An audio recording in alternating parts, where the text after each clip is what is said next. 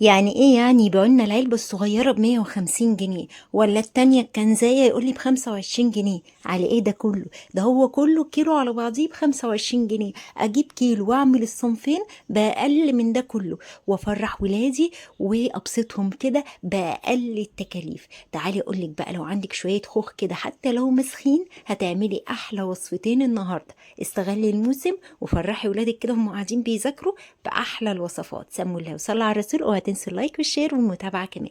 جبت 2 كيلو من الخوخ. ده سكري، عايزه انصحك نصيحه، لو البلدي هيبقى احلى بكتير في الوصفه دي، بس السكري ماشي حلو وطعمه نفس الطعم بالظبط، فرق اللون بس، عشان نبقى واضحين مع بعض. لو عندك خوخ بلدي هيبقى احسن 100 مره من وصفه الخوخ السكري. انا جبت 2 كيلو، هبتدي اغسلهم كويس جدا وحبذا كده لو بفرشه عشان ما يبقاش في اي اتربه. غسلتهم وفصلت الطري عن الناشف عشان كل واحد ليه درجة تسوية، وكمان ابتديت اشققه بالطريقة اللي هوريها لكم دي عشان يسهل عليا التقشير والفصل كمان. اهو كده بالشكل ده، بس كده. وحتى ورايا 2 لتر من الميه، كل كيلو خوخ عليه لتر من الميه. يلا استغلي موسم الخوخ بقى واعملي احلى الوصفات. ادي 2 لتر من الميه. هبتدي اجيب الخوخ الناشف الاول وهنزل بيه في الميه واسيبه ياخد خلوتين كده لحد ما الاقيه قرب من نفس طراوه الخوخ الطري، فاهميني؟ عشان لما انزل عليه بالباقي ما يبقاش في جزء مهري وجزء ني. ادي كده قرب شويه، هبتدي انزل عليه بالخوخ الطري. الميه بتاعت الخوخ دي كنز، اوعي ترميها. احنا غسلنا الخوخ كويس عشان الميه دي بالذات هنستعملها في الوصفات. مش قادره اقولك بتبقى مركز خوخ. هسيبهم بقى كده يغلوا لحد ما الاقي القشره كده هتبتدي تفصل. وزي ما بقولك البلدي احسن بكتير، قشرته ما بتتفلش وبتفصل تماما تماما، وكمان بيخرج منه البذره بكل بساطه. بس انا كان عندي شويه خوخ كده حسيت ان هم مسخين شويه، فقلت خلاص اعملهم الوصفه دي، وباذن الله اجيب خوخ بلدي ونعمل مع بعض احلى وصفه بيه. الميه اللي ورا دي ميه ساقعه من التلاجة، هطلع من الميه المغليه احط في الميه الساقعه برده. ودي الميه بتاعه الخوخ، هنزل عليها في حدود كوبايه ونص من السكر، عشان كده بقولك اوعي ترميها. كوبايه ونص من السكر وعليهم رشه من ملح الليمون، وممكن عصره ليمون لو مفيش ملح ليمون. عصره الليمون تغني عن الموضوع ده. هسيبها تغلي مع بعضها في حدود 10 دقايق.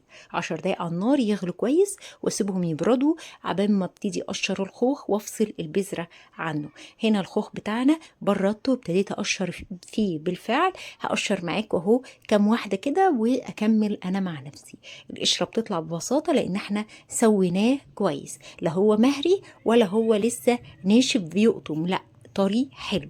النهارده هنعمل مع بعض الكمبوت بتاع الخوخ، كمان الراني اللي الولاد بيروحوا يجيبوه. عارفين دلوقتي علبه الكمبوت ال 400 جرام بقت بكام في الهيابر؟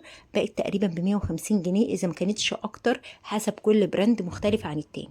قطعت هنا شويه مكعبات وشويه مهريين هعملهم الراني، وشويه انصاف عشان الكمبوت. بصوا بقى، اول حاجه هجيب الخلاط ونبتدي نحضر الراني مع بعضينا. ده شويه اللي كانوا مهريين لازقين بقى في البذر وكده، هاخدهم اعصرهم. وقطعت شويه مكعبات عشان يبقى بالحبيبات برضو، احنا مش هنضحك على العيال، احنا نطلع لهم نفس التكنيك بتاع بره بالظبط.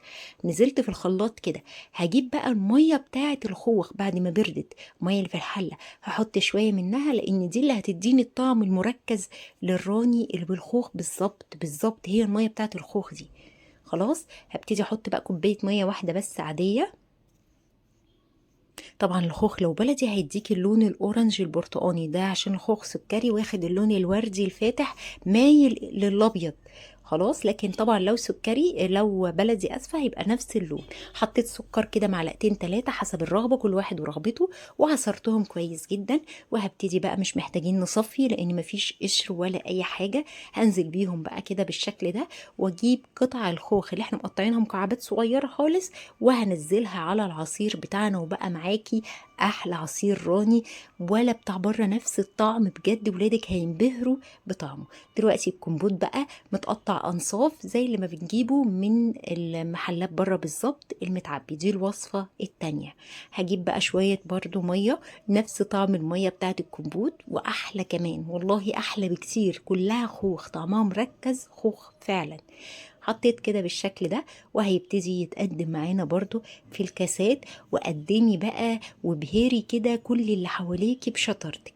ادي الكمبوت وادي كمان عصير الراني. عايزه اقولك ما كلفونيش حاجه خالص مقارنه بالاسعار بره، عشان هيجي حد يقول لي طب ما انت جبتي خوخ وجبتي سكر. قارنوها بالاسعار بره هتلاقي ولا شيء ولا شيء جنب السعر بتاع بره. هنبتدي ده بقى دلوقتي نحضر للتقديم بتاعنا. نغرف الكمبوت بتاعنا كده في كاسات. يا سلام بقى على كاس كده كمبوت ولا كاس راني متلجين كده ساقعين، يرطبوا كده على القلب في الحر ده. لولادنا وهم بيذاكروا كده يديهم طاقة كده وباور كده ان هم يفتح نفسهم كمان على المذاكرة ويجيبوا لنا بإذن الله أحسن درجات. هبتدي أقدمهم بالشكل ده. كمان الراني هنصبه في الكاسات أو في الكوبايات. بألف هنا وشفا لكل اللي هيجرب الوصفة النهاردة. لو حابين نعمل مع بعض وصفات تانية بفاكهة الموسم اكتبولي تحت في الكومنتات. لو عندك أي فاكهة كده حيرانة عايز تطلعي منها وصفة اكتبولي تحت في الكومنتات. وعندي أفكار كتيرة جدا كمان للخوخ نقدر نعملها مع بعض. جربوها وبإذن الله متأكدة إنها هتعجبكم جدا. هستنى آرائكم وكومنتاتكم الحلوة ولايكاتكم والشير بقى على قد ما تقدروا، شير كتير. بحبكم جدا وأشوفكم على خير فيديو جديد. سلام.